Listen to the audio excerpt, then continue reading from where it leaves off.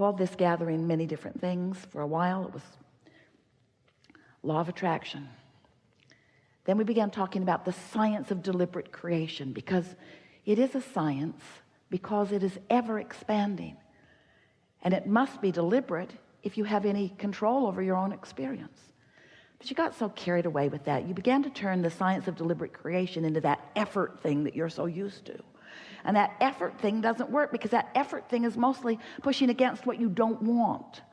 And so we began calling the art of allowing. The art of allowing. The art of allowing what? The art of allowing my personal alignment. The art of allowing my connection to source energy. The art of allowing my passageway to be open so that that clear thought can flow. The art of allowing my abundance and well-being. The art of allowing myself to be in my physical body and really be the extension of source energy that I was born to be. The art of allowing the source who flows to me and through me to be recognized by me. The art of realization, the art of realizing all of the resources that are abundantly surrounding me.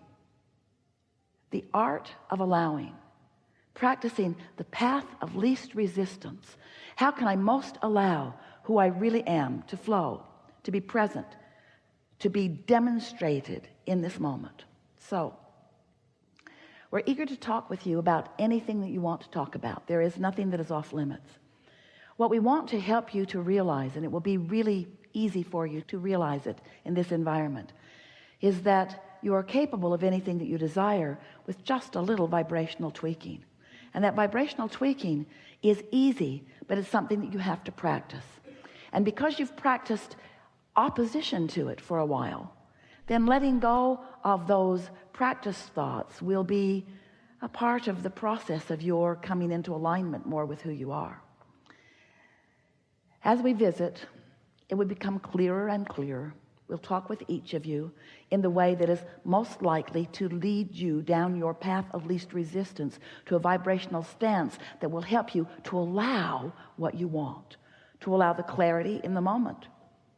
Did you know that the vibration of a question and the vibration of an answer are different vibrations, different frequencies? Just like you can't set your radio dial on 98 FM and hear what's being broadcast on 106 AM. The frequencies have to match up. The transmitter and the receiver have to be in sync. So you have been, through the exposure to life, you've been synthesizing, sorting, sifting, coming to conclusions and preferences, and you've been launching rockets of desire with the help of the source within you. So there is this beingness that is you, this worthy, prosperous, vital, alive being, surrounded with all of the things that you have identified that are important to you, that you want, that for the most part you're not quite yet a very good match to. This seminar really is about helping you to come into vibrational alignment with who you really are, to allow the whole of you to be present. Because when the whole of you is present, not only do you have clarity, which is delicious, not only do you have vitality, which is delicious, not only do you feel love and worthiness, which is delicious, but you are allowing the whole of who you are to be present, which is powerful. It is intoxicating. It is who you are. And once you begin experiencing that sort of alignment, where you're streaming that inspiration on a regular basis, you will never again be willing to step back into negative commentary or negative thought that deprive you of all of those resources. The leverage of alignment is unfathomable through your physical terms, in the sense of comparison. You all have 24 hours a day, but the effort factor is so limited. When you are counting on your effort to compensate for alignment that you're not doing, you just can't make it up with hard work. There's just not enough action in the world to compensate for that misalignment of energies. But with just a little bit of awareness and understanding of how this all works, you can find yourself in vibrational alignment with who you really are, and you can access the energy that creates worlds and flow it through your vantage point toward the creation of whatever you want. You can feed the hungry. You can help the world find its balance. You can be or do or have anything that you choose, but you cannot do it from your disconnected, cut off from source energy perspective. You can't join the complainers and the pushers againsters and accomplish or be what you've come to be. So let's get going. Let's sort it out a little bit at a time. It is our expectation that you will push the reset button today, that you will find vibrational alignment with who you are, and that you will participate in the energy of that alignment long enough that you will be forever vibrationally changed. Now, we don't mean this alignment that is certain to happen today is not like a college degree where once you get the certificate, you just hang it on your wall and it's yours forevermore. It's not like that, because your alignment either is or isn't in the moment. But you're going to be able to tell from now on whether you're in alignment or not, because you can tell by the way you feel. Your emotions are the key to your alignment. The better you feel, the more in alignment with who you are and all that you've become you are. The worse you feel, the more out of alignment you are. Sort of like the hot and cold game. Kate wanted to play that with Jerry and Esther when she was really little. They played it in a big building. She would hide something in the building, and then she would give them clues so that they could find it. You're getting warmer, she'd say. You're getting warmer. You're getting warmer. Getting colder. And because she knew where it was, and because she gave good clues, they always found it. It was so much fun. Sometimes Jerry would pretend that colder was warmer and warmer was colder, but Kate never let him get away with that. You know better than that. You know what warmer means, Jerry. You know what warmer means. You know. And you know what good feels like, and you know what not good feels like. So stop pretending that you don't know. You know. You know when you feel good, and you know when you don't. So let's get going. What do you want to talk about? So much has happened. We're in such a good place. Let's not mess it up. Let's take the momentum that we've already established, and let's hold that place of knowing that all is well, and acknowledge that you're an extension of source energy, and you are here with great purpose, and that purpose is joyful beingness. That purpose is discovering a way to let the natural resources of well-being flow to you through the details of your preferences. Did you hear that?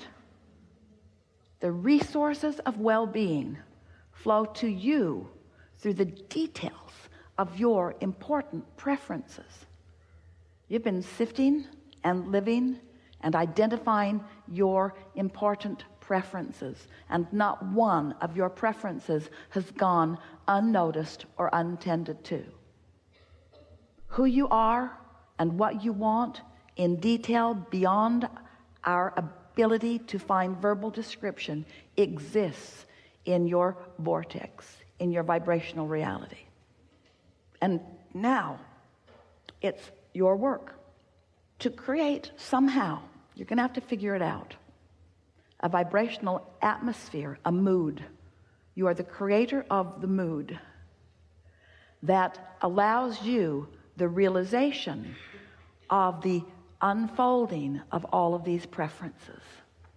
And you've put enough there to keep yourselves happily discovering for 20 or 30 lifetimes. It's such an abundance of magnificent detail that you have defined and that you still continue to define. If you can stop comparing yourself to others and no longer feel a need to defend your position or to justify it or to rationalize it, to be righter than this person. The other day, someone delivered the most beautiful bouquet of flowers to Esther at her new house. And someone was there with her when they came. And the flowers were so big and so heavy. It was hard to get them to the place she wanted them to be, but she managed it. And, oh, they're so pretty. And then she clinked on the vase, and she said to this person, yeah, that's a glass vase. And the person said, no, it isn't, it's plastic.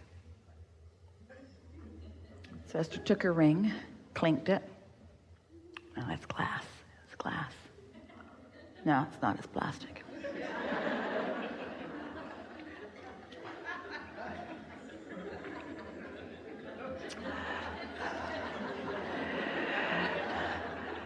Never mind the most beautiful bouquet of flowers in the world.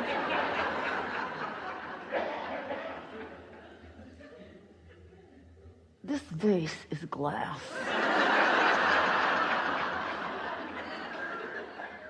No, it isn't. It's plastic. And Esther used all of her restraint to just not drop it on the floor. Because it felt really important that this person understand the rightness of Esther's assumption. It is glass, but so what? So what? Does it really matter? Apparently so. Does it matter?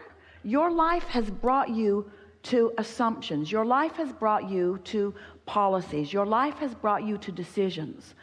And you want to defend them, and we want to ask you why.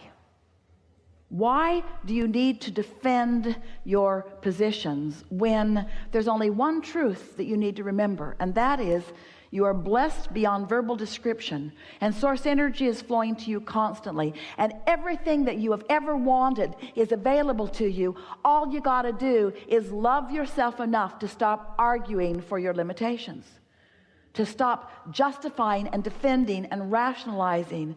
You got to give up the idea of earning it and accept that it exists, you see. Because in the belief of your unworthiness, there is effort that you're applying that is blocking the stream of well-being that is around you at all times.